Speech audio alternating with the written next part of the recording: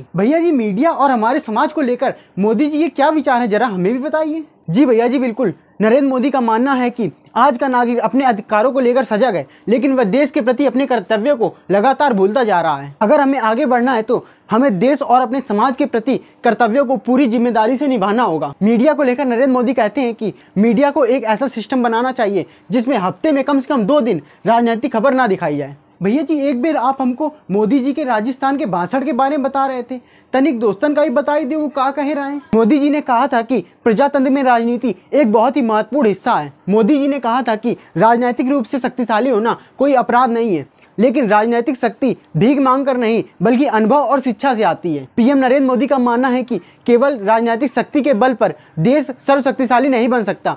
ये तो बस एक छोटा सा हिस्सा है।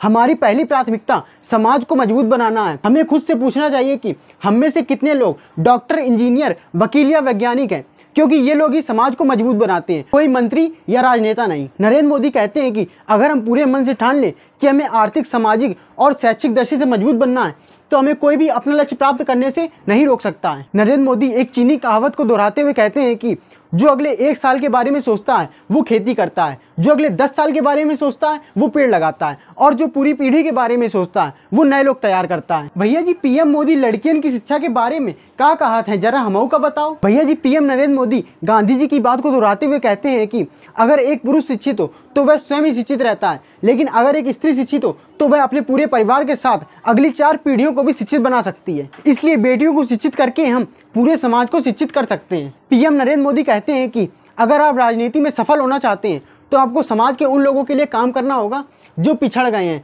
क्योंकि इन्हीं में उभरने की शक्ति भी है। भैया जी, हम सुने हैं कि मोदी जी भाजपा के छोटे मोटे काम करते थे, फिर वो अचानक मुख्यमंत्री कैसे बन गए। भैया जी, बात ऐसी है कि एक दिन नरेंद्र मोदी को पूर्व प्रधानमंत्री अटल बिहारी वाजपेयी का फोन आया। उन्होंने उनसे कहा कि वो उनसे तत्काल मिलना चाहते हैं। अटल जी ने मजाकिया अंदाज में नरेंद्र मोदी से कहा कि तुम पंजाबी खाना खाते खाते मोटे हो गए हो, अब तुम्हें अपना वजन कम करना चाहिए, तुम तुरंत ही दिल्ली से चले जाओ। नरेंद्र मोदी ने पूछा कि कहाँ जाऊं। अटल जी ने कहा कि गुजरात जाओ, अब तुम्हें वहीं पर काम करना है। नरेंद्र मोदी ने अटल जी से पूछा कि क्या मुझे गुजरात का प्रभारी बनाया जा रहा है। अटल जी ने नरेंद्र मोदी से कहा कि तुम्हें गुजरात में सीएम का चुनाव लड़ना है, और फिर क्या, नरेंद्र मोदी गुजरात के सीएम के रूप में बन उभरे। भैया जी, हम सुने हैं कि जब मोदी जी गुजरात के सीएम रहे तो करोड़ों की नीलामी करावत रहे। जी भैया जी, आप बिल्कुल सही सुने। दरअसल पदेन मुख्यमंत्री को प्राप्त भार सरकारी खजाने में जमा करने होते हैं, और अगर वो उन्हें अपने पास रखना चाहते हैं तो उन्हें उसकी कीमत चुकानी पड़ती है। मुख्यमंत्री बनने के बाद नरेंद्र मोदी को भी कई उपहार प्राप्त हुए। इन उपहारों को नीलाम करके